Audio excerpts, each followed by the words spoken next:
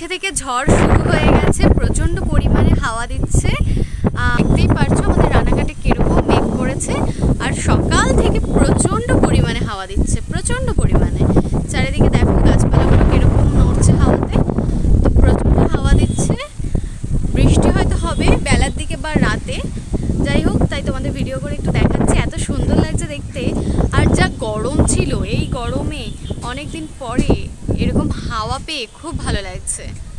বৃষ্টিটা হলে একটু বাঁচা যায়, কিন্তু রেমাল আসছে শুনে একটু ভয়ও লাগছে। এই যে ঝড় বৃষ্টির রাতে আমি এই গাছটাকেই দেখিয়েছিলাম। তো যাই হোক, আকাশের মেঘগুলো দেখো কীরকম কালো হয়ে রয়েছে। আজকে যেহেতু রেমাল আসছে তাই প্রচণ্ড পরিমাণে হাওয়া দিচ্ছে সকাল থেকে, আর পেছনে দেখতেই পাচ্ছ গাছপালাগুলো কীরকম নড়ছে, আর আমার আওয়াজ তো শুনতেই পারছো। তো আজকে সকাল থেকে প্রচণ্ড পরিমাণে হাওয়া দিচ্ছে, হয়তো বৃষ্টিও হবে রাতে। তো যাই হোক, এখানকার ওয়েদার তো এরকম, হয়তো এটা সব জায়গাতেই হচ্ছে, মানে পশ্চিমবঙ্গে তো হচ্ছেই, পশ্চিমবঙ্গের প্রভাব পড়বে। তো যেরকম ভয় লাগছে রেমালের নাম শুনছি নাকি প্রচণ্ড পরিমাণে ঝড় বৃষ্টি হবে। তো ভালোও লাগছে, কারণ যা গরম ছিল সেখান থেকে সকাল থেকে হাওয়া দিচ্ছে, ওয়েদারটা মেঘলা, তো বেশ ভালো লাগছে, এনজয় করছি ব্যাপারটা।